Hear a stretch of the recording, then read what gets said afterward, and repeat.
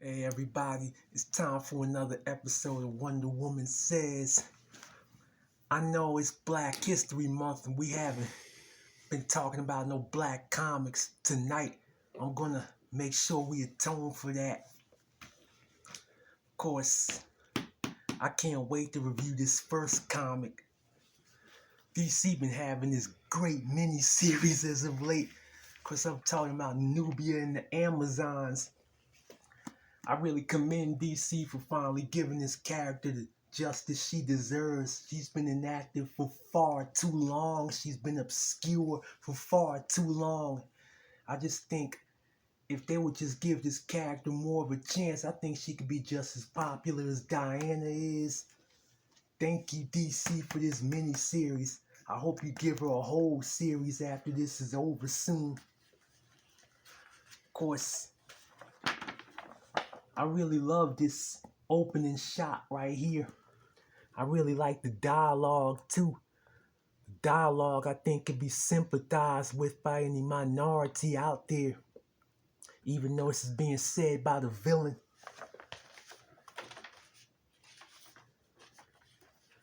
Of course, we see that Nubia is in battle with this Beast of Doom's doorway. Beast is pretty much here to get revenge on the Amazons of Themyscira, who she believes is the cause of her suffering. Of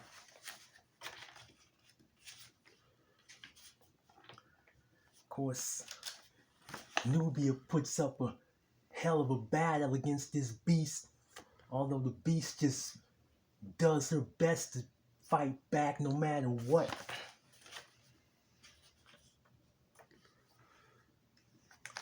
The beast takes hold of Nubia, but then Nubia begins to use her staff to pretty much even the fight. Her staff kind of works like Wonder Woman's lasso, doesn't it? Yeah, it does.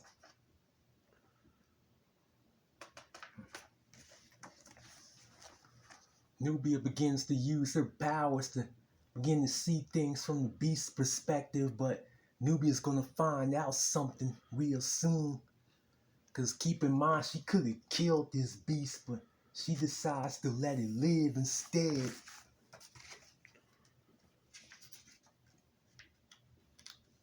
Also, this is the advertisement for the series that this story is going to continue into. I can't wait to read this as well. Beautiful artwork. Yes, it is. We find out the whole time this beast is a woman named Medusa. She's pretty much a woman who's scorned and bitter.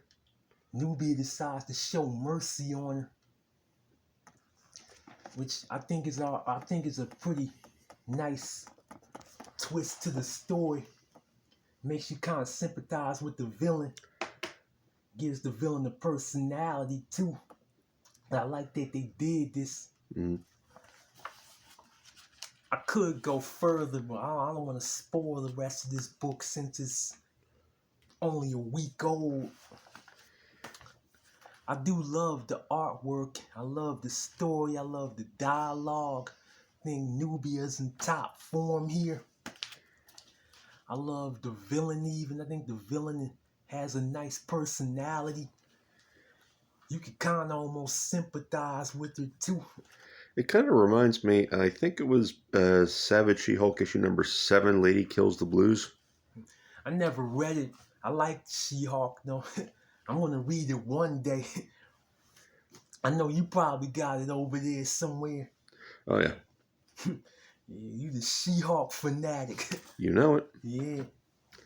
All right, so out of 10, what do you think? On a scale of 1 to 10, I will give this book a 9. Like, I really love it. I enjoy seeing Nubia get this spotlight. She's deserved it for years. It's hard to believe Nubia's been around since the early 70s and she only has a handful of comic book appearances in this whole time frame. Used to turn up in the old Super Friends comics, actually. Well, if she did, that's nice. I still can't believe she was only in maybe 4 or 5 Wonder Woman comics for decades. I think that's pretty sad, but I'm glad DC's finally starting to make pretty much do right by her for once. I think Nubia deserved a lot better. The fans know she deserves a lot better. Of course, it took the films with Gal Gadot to finally get Nubia a chance, but whatever it had to take, I'm glad it finally happened. By the way, too, I hope we do get to see Nubia in the next movie, and I'm gonna kind of say this as well. I do hope a certain somebody gets to play Nubia, if you know what I mean. All right, blast from the past. What we got? Well, this week's blast from the past. The Meteor Man. I know over the years this movie was maligned, if you will. This movie was forgotten about. And I know the movie was kind of panned as like a goofy movie that's forgettable and all that kind of stuff. I do think The Meteor Man was an underappreciated movie. Of course, I will say the movie is definitely of its time, but hey, it was the 90s. I do think the character had a lot of potential. I do have to give Robert Townsend credit, because the fact that he managed to get this going right here with Marvel of all people showed he really believed in this character. Given that he did this in 1993, I think he deserves all the credit in the world, even if the movie failed. Before the comic book even kicks off, there's an advertisement for that very movie right here. It's kind of weird that we were talking about this earlier. This series is kind of like a sequel to the movie, but it comes out before the movie does. Yeah, that is crazy. Yeah. Also, I love that title. One of my favorite Public Enemy songs of all time. Great title. Now, pretty much before the story gets underway, we get a recap of Jefferson Reed's origins, and we get in comic book form some quote-unquote footage, if you will. Jefferson Reed taking down the Golden Lords as the Meteor Man. But then we see that shortly after that, Jefferson Reed has lost pretty much almost all of his powers. But his best friend tends to find out that the meteor that initially gave him his powers is being hidden by this company in Arizona. Of course, that inspires them to take a trip to Arizona to try to retrieve it, even though they don't know how they're going to get in the building when they get there. Of course, once they get in Arizona, turns out there's somebody else in Arizona looking for the same thing they're looking for. You look like he got some very nefarious intentions.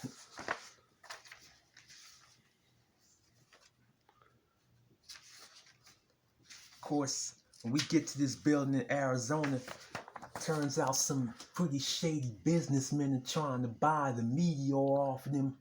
Of course, the company won't allow it. There's some pretty interesting artistic parallels here, because you notice on this page, this guy is pointing up like that with his right hand, but on this page, and where your hands are, this other guy's doing the same thing with his left hand. So the good guys are right and the bad guys are on the left. That's kind of interesting. Yeah, it is. I can't believe I happened to miss that detail when I was reading through this. Of course, they fail to secure a deal, and predictably, they resort to this when they decide they couldn't do it the nice way. And now the building's about to be held under siege by these men. Meanwhile, this is the leader of the Golden Lords right here from the movie. He's being held here. They're pretty much using him as a test subject for the meteor. He's gonna play a very big role later in this mini series too, by the way. Or Jefferson and his friend are in this building now. It's about to be under siege real soon. His friend sees the woman being threatened. He decides to do something about it, which turns out to be a big mistake for him.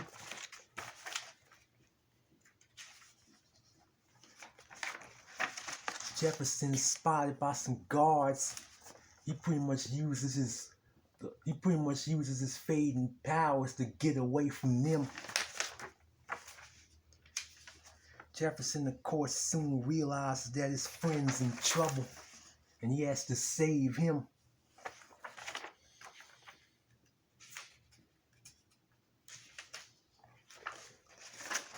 Jefferson and his friend make a desperate break for it.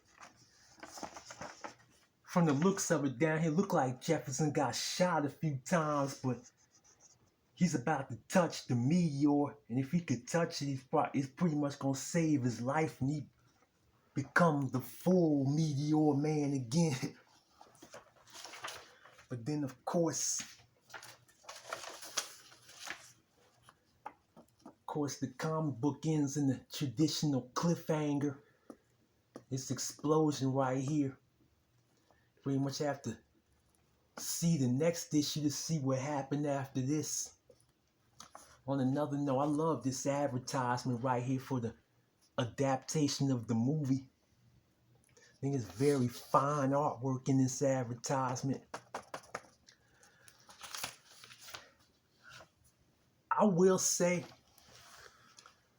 the fact that this happened in '93, I think is a landmark event, at least in my eyes anyway, as a black comic book reader. I know the movie wasn't necessarily the best, and it was cheesy, but I think the character had a whole lot of potential. I think this character deserves a second chance with another actor too. Maybe even another comic book series. Crossover with Blank Man. I don't know about all that. He did have a crossover with Spider-Man later in this same series. It's out of 5, what would you say? I would give it a 3.5 because I just think it falls into the trap that a lot of first issues tend to fall into. It's just too much of a. Although this is not an origin story, it's really more of a sequel to the movie. It just kind of falls into that trap a lot of first issues fall into. It spends so much time setting stuff up that you don't really see the hero in action very much. Like, you just see him like racing to get somewhere. That's about it. You don't really see him make too much use of his powers or nothing like that. I think it's a good start. I think it does do a good job of filling in what happened to Jefferson after he took on the Golden Lords. Because I know for now, this is the closest thing we're going to get to a Meteor Man Part 2. That's your final thoughts. I do think the situation for black superheroes in comics has been improving this last decade. I think DC especially has been taking greater initiatives to be more diverse in their character roster. I'm glad that they're starting to finally realize there's more than just white people reading comic books. You know, black people like to read comic books too, and we have liked to read comic books for many years, by the way. I am glad, more people are starting to get represented in comic books, and they're starting to see more people, from all walks of life in these stories now, because it used to didn't be this way a very short time ago. So I remember them days when like all superheroes almost all of them looked the same.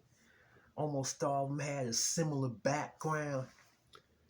I remember back, granted I'm only 34 years old, but I remember like back in the 90s and 2000s, pretty much there was only maybe 3 or 4 black characters you could find in a comic book store, at least without resorting to the underground sections. Yeah, like Blade, Spawn, Steel, Black Panther. Black Lightning, Yeah, and Cyborg, but he was never a lead. yeah. Unlike now, of course. But yeah, I'm glad comic book companies finally starting to step up and don't have to go to these obscure companies as much just to get some representation. Oh, it's Static Shock. Oh yeah, Static Shock was pretty nice. All right, so what we got going for next week? Next week we're gonna have this special to coincide with the new Batman movie. We're gonna have not 1, not 2, but 3 reviews, including the comic book adaptation to the 1989 Batman movie. I really can't wait to review that. Also, I can't wait for this new Batman movie to come out. Of course, I'm all here to support it. Of course, why wouldn't I? You gonna go in your Wonder Woman costume? Well, it's possible. You never know. Maybe I will, maybe I won't. I'll see how I feel on the 4th. And next week's gonna be a blast. I just can't wait. I love Batman, so that's gonna be a treat right there. We're gonna review a comic book from 2 different eras too before we go into that comic book adaptation review. So definitely be here next week for that. And then definitely watch the movie when it comes out on the 4th. You got anything else to say? Yeah, this is like take 3 because, like a dummy, I didn't record the first one.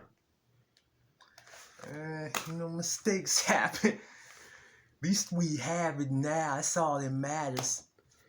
Alrighty. Next episode, I can't wait for it.